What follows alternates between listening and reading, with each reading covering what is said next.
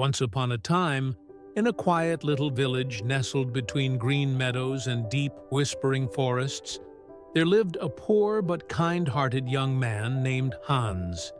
He was the youngest of three brothers, often overlooked and underestimated by his family.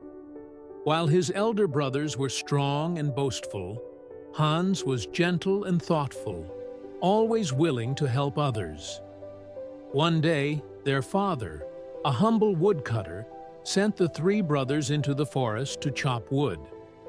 The eldest set out first, carrying his axe with pride. As he reached the edge of the forest, he met an old man with a long silver beard. "Good day, young man," the old man said. "I am weary and hungry. Could you spare a bit of your food for a poor traveler?" But the eldest brother scoffed. "Why should I waste my food on a beggar? Find your own meal." And without another word, he strode into the woods. A short while later, the second brother followed the same path. When he met the old man, the request was the same. "Kind sir, could you spare some food for a poor traveler?" The second brother sneered. "I barely have enough for myself. Go away, old man." And with that, he marched into the forest. Finally, it was Hans's turn. He took his small bundle of food and his axe and walked down the path. When he saw the old man, he paused. The man looked frail, his eyes filled with hope. "Good sir," Hans said warmly, "you look hungry. Please, take what I have." Hans handed over his entire meal, bread, cheese, and a small apple, without hesitation. The old man smiled, his eyes twinkling. "Thank you, dear boy. You have a kind heart, and for that, you shall be rewarded. Keep walking into the forest, and soon you shall find your fortune." Hans nodded and continued his journey. Deep in the woods, beneath a great oak tree, he saw something that made him gasp. There, nestled among the roots, lay a golden feathered goose. Its shimmering plumage glowed like the morning sun. Hans stepped forward cautiously. The goose did not flinch or flee. It simply looked at him with gentle eyes, as if it had been waiting for him. He reached out and carefully picked up the golden bird. To his surprise, it did not struggle, but settled comfortably in his arms. "You are no ordinary goose," Hans whispered. "I wonder what magic surrounds you." With the golden goose tucked safely in his arms, Hans made his way back to the village. Now, in the village, there lived a greedy innkeeper with three nosy daughters. When Hans stopped at the inn to rest for the night, the daughters were immediately drawn to the golden feathers.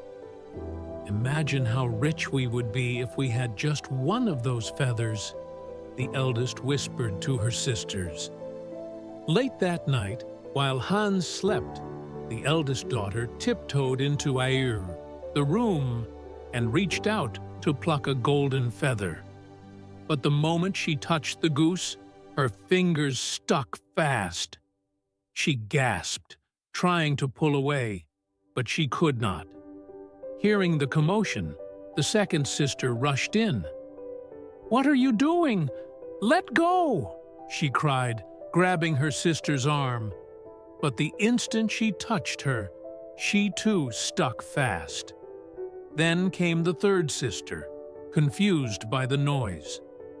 "What's going on?" she demanded, grabbing hold of her sisters, only to find herself stuck as well. The golden goose remained calm, its golden feathers shimmering in the moonlight. The next morning, Hans woke up and, unaware of the situation, picked up the goose and walked out of the inn.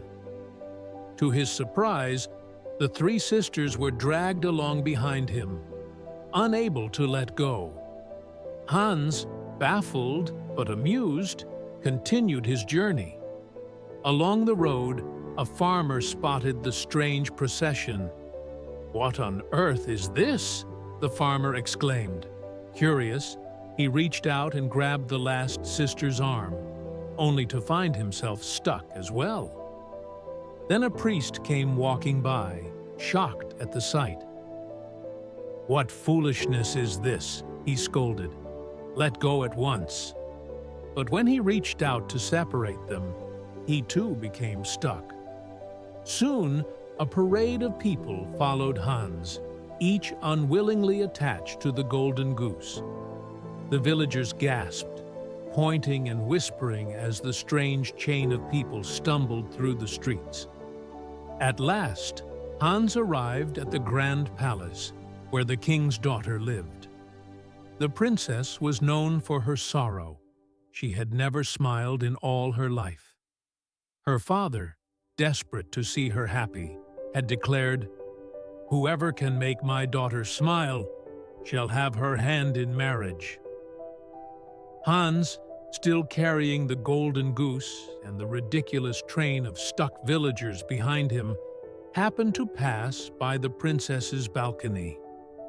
When the princess saw the bizarre spectacle, a bewildered young man leading a goose, followed by 3 shrieking sisters, a confused farmer, an exasperated priest, and several others all stuck together, she burst into laughter.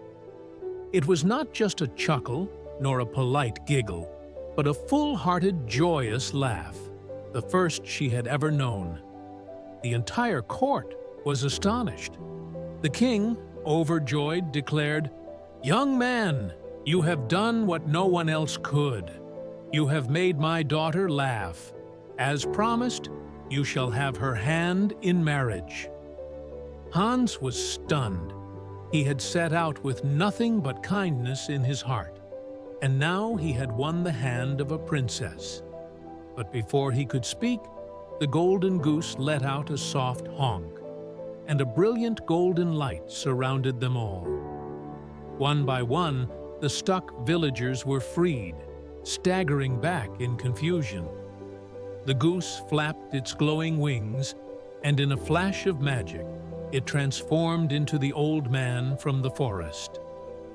"Hans," the old man said with a smile, "you have proven yourself to be kind, selfless, and brave.